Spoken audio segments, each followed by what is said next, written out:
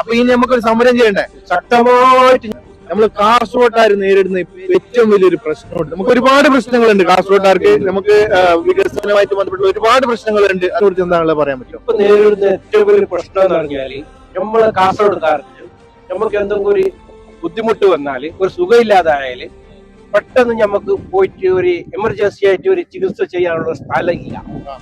പക്ഷെ ഇതുവരെ മാറി മാറി വന്ന സർക്കാരുകളോ ഇതുവരെ ഇവിടുന്ന് പോയ പ്രതിനിധികളോ ഒന്നും ഇതിനെക്കുറിച്ച് ഒരു മൈൻഡോ ഒരു കാര്യങ്ങളോ ഇതൊരു സംസാരം ഒന്നും ഉണ്ടായിട്ടില്ല ഇതുവരെ.